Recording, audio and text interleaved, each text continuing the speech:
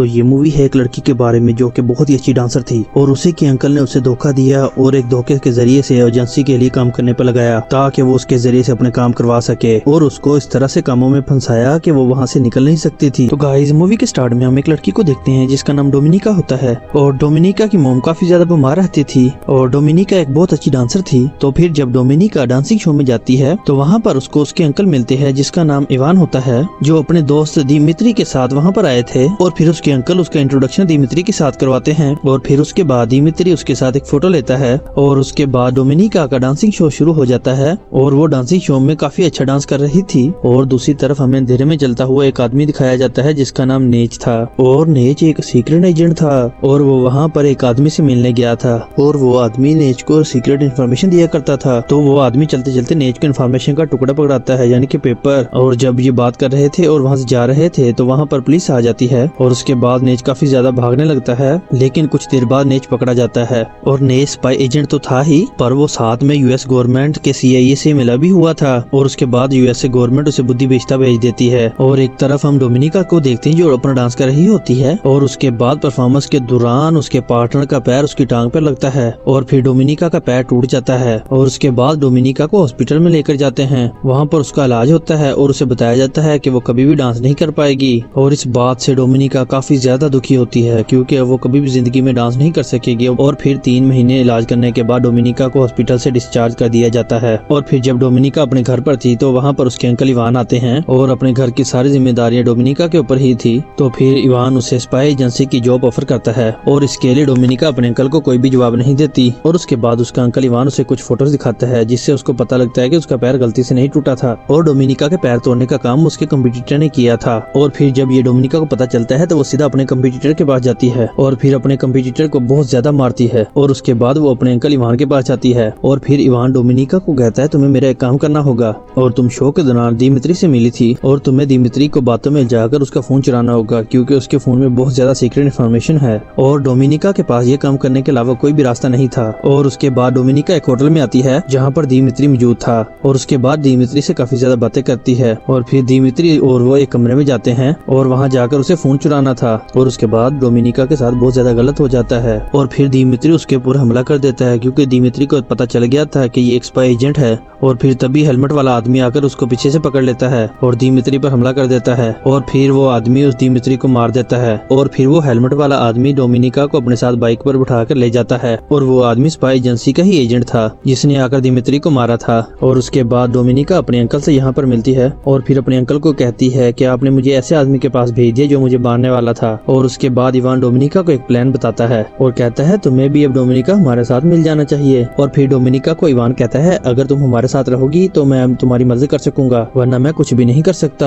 और उसके बाद डोमिनिका कार में बैठकर स्पाई एजेंट बनने के लिए चली जाती है और स्पाई एजेंट तैयार करने वाली अकेडमी में पहुंच जाती है और उसके बाद क्लासरूम की तरह उन्हें बिठाकर बाकी की ट्रेनिंग दी जाती है और वहाँ पर उन सबको डिफरेंट तरीके की ट्रेनिंग दी जाती है। और वहाँ पर बहुत सारे स्पाई एजेंट बनने के लिए आए हुए थे और वो सब लोग स्पाई एजेंट बनने वाले थे और उन लोगों को सिखाया जाता है कैसे लोगों को अट्रैक्ट करना है और उनसे इन्फॉर्मेशन निकालनी है जो जो हमें चाहिए। और उसके बाद उनकी टीचर अगले दिन उन सबको सोल्जर्स के पास लेकर जाती है और फिर डोमिनिका एक आदमी के साथ जाती है ताकि उससे इन्फॉर्मेशन निकलवा सके। और उसके बाद स्पाई एजेंसी को पता चल जाता है कि CIA ने नेज को कहां पर भेजा है और वहां पर डोमिनिका का पहला टारगेट नेज था और जिससे डोमिनिका को सारी की सारी इन्फॉर्मेशन निकलवानी थी। और उसके बाद स्पाई एजेंसी डोमिनिका को बुदापेस्ट भेज देती है और वहां पहुंचकर डोमिनिका एक और स्पाई एजेंट से मिलती है और जिस स्पाई एजेंट का नाम मार्था होता है। और फिर अगले दिन डोमिनिका एक सीनियर एजेंट के पास जाती है और वहाँ पर डोमिनिका को पता चलता है कि नेज स्विमिंग के लिए रोजाना कहाँ पर जाता है। और फिर अगले दिन डोमिनिका वहाँ स्विमिंग करने के लिए चली जाती है और वहाँ पर नेज डोमिनिका को देखता है और डोमिनिका नेज को बहुत ज्यादा अच्छी लगती है। और उसके बाद नेज डोमिनिका से बात करता है और उसके बाद थोड़ी सी बात कर नेज से दूर चली जाती है और बस में जाकर बैठ जाती है। और फिर नेज भी बस के बाहर पहुँच जाता है और फिर नेज को पता चल जाता है कि डोमिनिका स्पाई एजेंट है जो कि रशिया की एजेंसी के लिए काम कर रही है और उसकी इन्फॉर्मेशन निकालने के लिए बुदापेस्ट आई है। और इसके बाद नेज वो सारी जानकारी CIA को दे देता है। और फिर हम देखते हैं जब डोमिनिका घर में कुछ ढूंढ रही होती है और फिर तभी उसे मार्था के मिशन के बारे में पता चलता है। और मार्था का मिशन ये था कि उसे CIA के एक एजेंट से मिलना था और उस एजेंट का नाम स्टेफनी था और स्टेफनी उसे कुछ इन्फॉर्मेशन देने वाली थी क्योंकि स्टेफनी रशियन स्पाई एजेंसी के साथ मिली हुई थी। और उसके बाद ये सभी बातें डोमिनिका अपने अंकल इवान को बता देती है और उसके बाद उसके अंकल इवान डोमिनिका को कहते हैं क्योंकि ये सब करना स्पाई एजेंसी के रूल्स के खिलाफ है और एक स्पाई एजेंट को दूसरे स्पाई एजेंट के काम के बारे में और मिशन के बारे में नहीं पता चलना चाहिए, और ऐसा करने से उस एजेंट को अपनी जान भी गंवानी पड़ सकती है। के बाद जब डोमिनिका अपने घर में पहुंचती है तो उसे मार्था की लाश बाथटब में मिलती है, और तभी वहाँ पर दूसरा स्पाई एजेंट आता है और डोमिनिका को पकड़ लेता है। तो फिर वो डोमिनिका को मार्था की लाश दिखाकर कहता है कि ये देखो, ये हाल होता है जब एक स्पाई एजेंट अपनी इन्फॉर्मेशन और मिशन के बारे में दूसरे स्पाई एजेंट को बताता है। और ये सब देखकर डोमिनिका बहुत ज्यादा रोती है, क्योंकि मार्था की जान तो डोमिनिका की वजह से ही गई थी, क्योंकि डोमिनिका ने ही उसके मिशन के बारे में अपने अंकल को बताया था। और उसके बाद अगले दिन डोमिनिका नेज से मिलती है, और फिर वहाँ पर नेज उसे कहता है कि मैं जानता हूँ तुम और मार्था एक स्पाई एजेंट हो, वो भी रशिया के। और उसके बाद डोमिनिका नेज को सब कुछ बता देती है, और उसके बाद नेज को बताती है कि किसी से इन्फॉर्मेशन निकालने के लिए मुझे एक आदमी के पास भेजा गया था और उसने मुझे मारने की कोशिश की, और मेरे अंकल ने एक आदमी के जरिए उसका गला कटवा दिया और उसे मरवा दिया। और उसके बाद मेरे अंकल इवान ने मुझे कहा या तो हमारे साथ शामिल हो जाए या तो तुम्हें मार दिया जाएगा। और उसके बाद डोमिनिका नेज को कहती है ये सब काम करने के बदले में मेरी माँ का इलाज होगा, ये मेरे साथ डील हुई थी। और उसके बाद डोमिनिका को नेज कहता है कि इवान किसी को भी मार सकता है, और फिर नेज वहाँ पर डोमिनिका को अपने साथ मिल जाने का ऑफर देता है, और तुम भी यूएसए गवर्नमेंट के साथ मिल जाओ और तुम हमें रशियन स्पाई के बारे में इंफॉर्मेशन देती रहना। और उसके बाद डोमिनिका नेज के साथ मिल जाती है, और उसके बाद अगले दिन मार्था का मिशन भी डोमिनिका को दे दिया जाता है,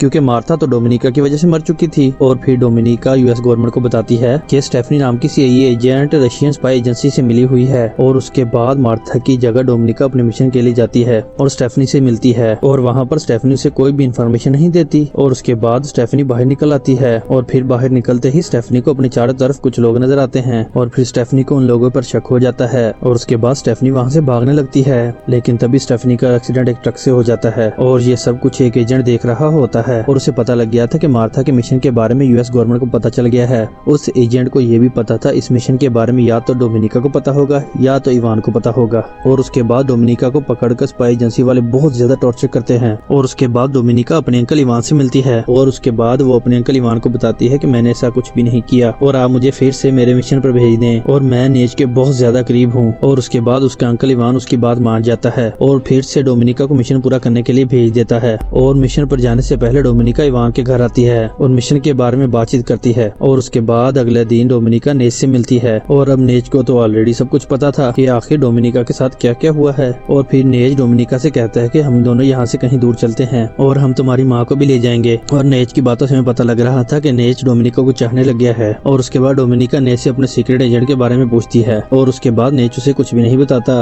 और फिर कुछ देर के बाद वहाँ पर रशियन सोल्जर्स आ जाते हैं, और फिर वो लोग नेज को बहुत ज्यादा टॉर्चर करने लग जाते हैं। और वहाँ पर डोमिनिका भी मौजूद थी, और डोमिनिका भी नेज को बहुत ज्यादा टॉर्चर करने लग जाती है। और फिर डोमिनिका को मौका मिलते ही वो उस एजेंट पर हमला कर देती है, लेकिन वो भी इस हमले में काफी जख्मी हो जाती है, और फाइनली वो इस एजेंट को मार ही देती है। और उसके बाद जख्मी होने की वजह से डोमिनिका को हॉस्पिटल में शिफ्ट किया जाता है, और उस हॉस्पिटल में वहाँ पर इवान का बॉस आता है जो कि स्पाई एजेंसी का हेड था। और उसके बाद वो बॉस डोमिनिका को कहता है कि मैं तुम्हारे और नेज के बारे में सब कुछ जानता हूँ, और डोमिनिका को ये भी बताते हैं कि तुम्हारे uncle Ivan Russian spy agency के सबसे करप्ट इंसान हैं, यानी कि स्पाई एजेंसी के करप्ट एजेंट हैं। अगर तुम्हारे और नेज के बारे में तुम्हारे अंकल इवान को पता चलेगा तो वो तुम्हारी माँ और तुम्हें मार देंगे। और वो डोमिनिका को ये भी बताते हैं कि यूएस गवर्नमेंट से मिला हुआ एजेंट कोई और नहीं बल्कि मैं ही हूँ, और रशियन स्पाई एजेंसी की वजह से मेरी बीवी की जान चली गई, और मैं अपनी बीवी से बहुत ज्यादा प्यार करता था, और मेरी बीवी की मौत के बाद मैं यूएस गवर्नमेंट के साथ मिल गया। और तुम्हारा अंकल इवान अगर चाहता तो वो तुम्हारी मदद कर सकता था, लेकिन तुम्हारे अंकल इवान ने तुम्हारी बिल्कुल भी मदद नहीं की। और फिर वो डोमिनिका को कहता है कि तुम जाकर स्पाई एजेंसी को मेरे बारे में बता दो कि वो सीक्रेट एजेंट मैं ही हूँ जो यूएस गवर्नमेंट के साथ मिला हुआ हूँ, और रशियन स्पाई एजेंसी वाले तुम्हें कुछ भी नहीं करेंगे। और उसके बाद अगले दिन डोमिनिका स्पाई एजेंसी के पास जाती है, और फिर वो रशियन स्पाई एजेंसी को बताती है कि मेरे अंकल इवान ही यूएस गवर्नमेंट के साथ मिले हुए हैं, और वही वो सीक्रेट एजेंट हैं। और जब डोमिनिका अपने अंकल से मिलने उसके घर में गई थी तो वहाँ पर उसने नेज के फिंगरप्रिंट वाला गिलास छोड़ दिया था, और उसके बाद डोमिनिका ने ही उसके अंकल इवान के एक बैंक अकाउंट में पैसे ट्रांसफर करवाए थे। और इन सब बातों की वजह से स्पाई एजेंसी को डोमिनिका के ऊपर यकीन हो जाता है, और उसके कुछ महीनों के बाद डोमिनिका को प्रमोशन मिल जाती है, और वो भी इस अच्छे काम की वजह से जो काम उसने एक सीक्रेट एजेंट को ढूंढ के किया था जो कि यूएस गवर्नमेंट के साथ मिला हुआ था। और उसके बाद ये मूवी यहीं पर खत्म हो जाती है। और अगर दोस्तों वीडियो की एक्सप्लेनेशन अच्छी लगी है तो वीडियो को लाइक करें और चैनल को लाजमी सब्सक्राइब करें।